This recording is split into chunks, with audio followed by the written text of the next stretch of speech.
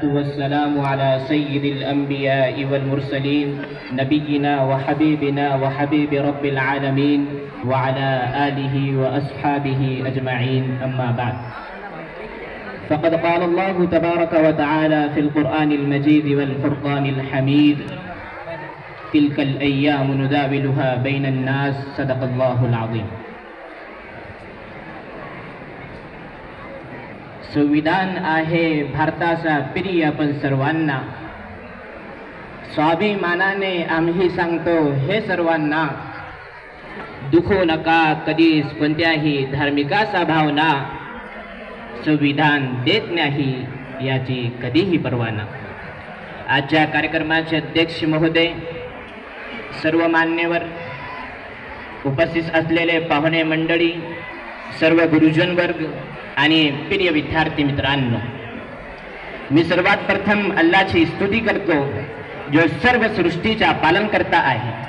आणि आम्ही फारच भाग्यवान आहे की आमचा जन्म अशा देशामध्ये झाले ज्यामध्ये विविध प्रकाराचे मानन आले. मित्रांनो, आज मी आपल्या समोर प्रजासत्ताक दिनानिमित्त बोलणार आहे, तरी आपण शांततेने ऐकाल अशी मी आशा बाळगतो.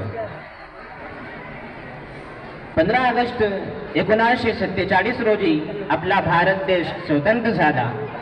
त्यानंतर भारतवासियांना एक अशा कायद्याची गरज भासू लागली जो कायदा सर्व जाती व धर्माच्या लोकांना समान हक प्राप्त करून देईल.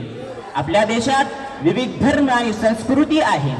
आपला देश त्या सुंदर बागेसारखा आहे ज्यामध्ये विविध प्रकारचे फुलं आहेत. येथे हिंदू, मुस्लिम, शीख, ईसाई, बुद्ध, जैन, पारसी, आदिवासी, लिंगायत अशा प्रकारे अनेक धर्माचे लोक येथे आपापल्या धर्मानुसार जीवन जगतात. भारत स्वतंत्र झाल्यानंतर बाबासाहेब आंबेडकरांच्या अध्यक्षतेखाली 28 ऑगस्ट 1947 ला संविधान मसुदा एक समिती स्थापित करण्यात आली. त्या घटना समितीने आपल्या भारताचे संविधान तयार केला. आपल्या भारताचे संविधान हस्तलिखित आहे. याची एक हिंदी आणि एक इंग्रजी आवृत्ती आहे, ज्यात 48 आर्टिकल्स आहेत. संविधान तयार करायला 2 वर्ष 11 महिने आणि 17 दिवस लागले होते. 26 नोव्हेंबर 1949 ला संविधानाचा मसुदा विधानसभेत सादर करण्यात आला. 2 महिन्यांनी भारतीय घटना पारित करण्यात आली. आणि आपण 26 जानेवारी 1950 ला एक प्रजासत्ताक देश बनलो. हे जगातील सर्वात मोठे संविधान आहे.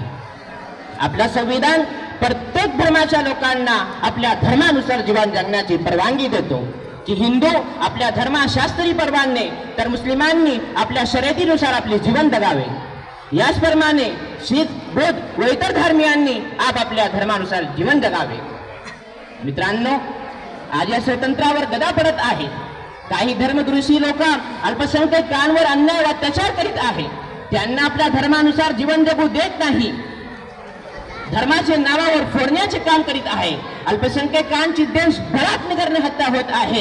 हे निर्दयी लोक फार अत्याचार करीत आहे. खरा पाहिले तर आपला संविधान या लोकांना पडत नाही. यांच्यापासून आपल्या संविधानाला धोका आहे.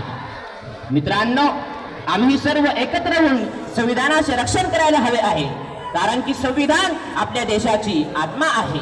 हे नष्ट झाले तर आपला देश वाचणार नाही. सर्व भारतीयांचे कर्तव्य आहे की आम्ही एकजूट होऊन संविधानाची रक्षा करायला हवे. जोपर्यंत भारतीयांमध्ये एकता, भाईचारा, बंधुभाव, सद्भावना, आदर निर्माण होत नाही, तोपर्यंत आपला देश प्रगती करू शकणार नाही. आज या प्रजासत्ताक दिनानिमित्त आपण संकल्प करू की आम्ही सर्व एकत्र होऊन अन्याय व अत्याचाराचा वेद लढा देऊ. मी शेवटी अल्लाशी प्रार्थना करतो की अल्लाह आमच्या देशाची रक्षा कर व सर्व भारतीयांना प्रेम, स्नेह, बंधुभाव, सद्भावांनी राहण्याची सुबुद्धी दे. आमीन व मा अलैना इल्लल बलाग.